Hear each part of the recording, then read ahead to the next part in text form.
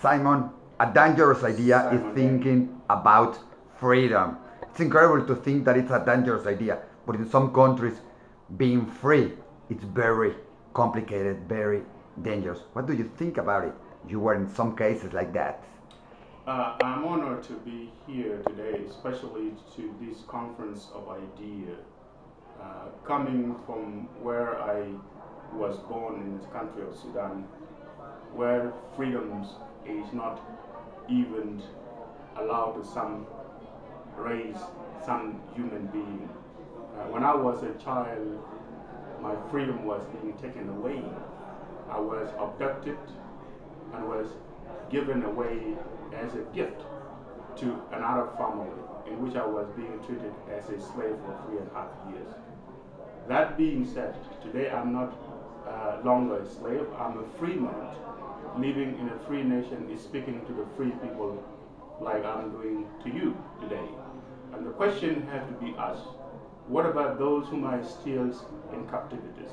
What about those whom are still being victimized? What about those whom are still being brutalized? Because when you talk about slavery, for some, you have the things of going to read history books or read the Bible. But for me, it is a reality. For me, as a child, as a slave, the pain is real.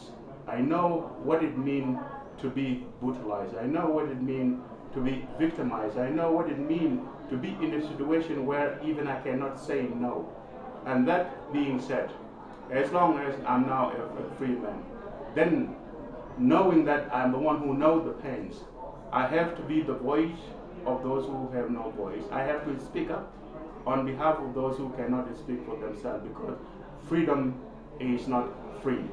Others will take it for granted, but I, for once, I'm lucky to be here today. I'm lucky to restore my freedom. I'm lucky to be free, but others are not lucky. You know, in Mexico, it's now a very big fight against what we call people treated. People that take women, for example, young women, and they slave it and they abuse of them and they use it like a property for many years, and they have sex and they do many things to them because they are their slaves, and they are fighting very much about that. There is some people like Rossi Orozco and everybody trying to put some laws against that, and there are people that say, someday said that why we have to fight against that? It's something natural that has to happen. I'm not sure that it's very natural. But for many countries, maybe that's natural. To have a kid like a slave or to have it like that is natural. What do we can do not to look at that like natural? You are absolutely right. There is nothing called natural when you have a child created from the image of God to be taken by somebody and own him or her as a piece of property. That itself, it is a gross violation of human, not only human right, but human being, because there is no one entitled to own a human being.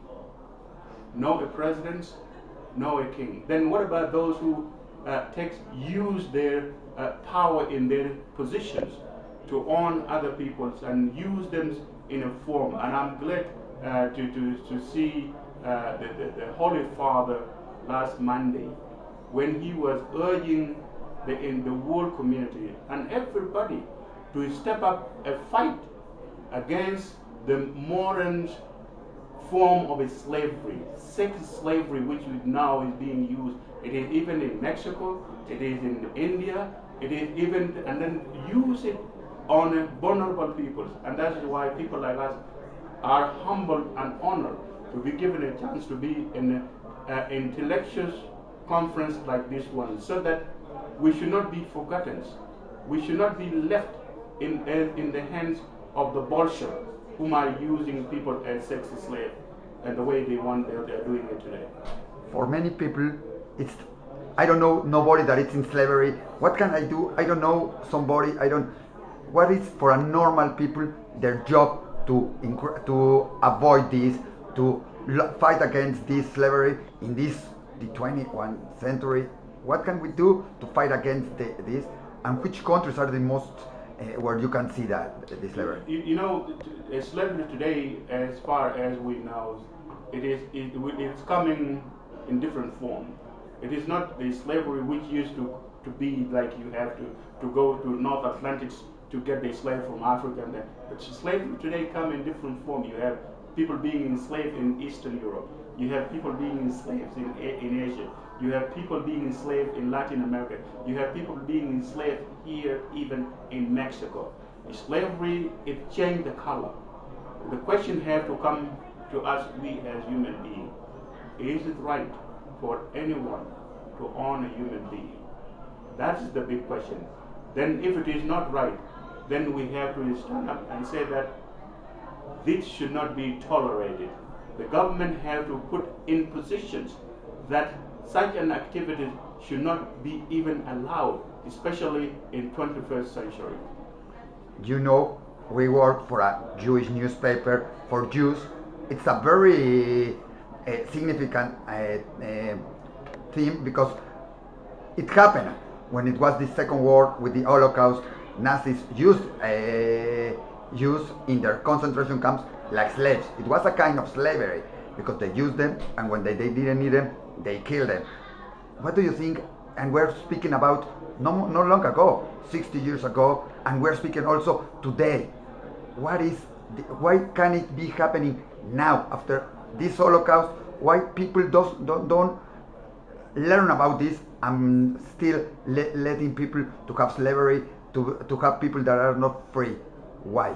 And this is the question that we always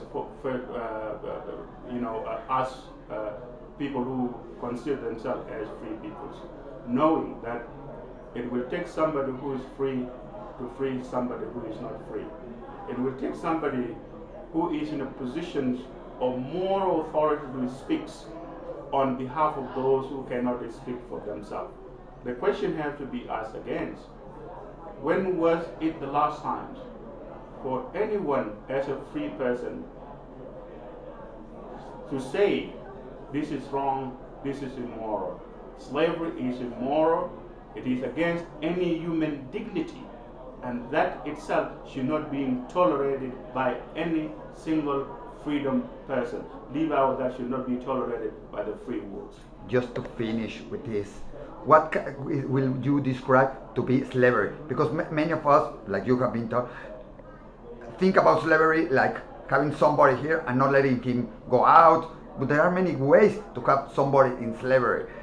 What do you think it's a definition, or how can you see this person is in slavery? And that's why I'm saying slavery today is coming in different forms. Exactly. There are people being used as sex slaves.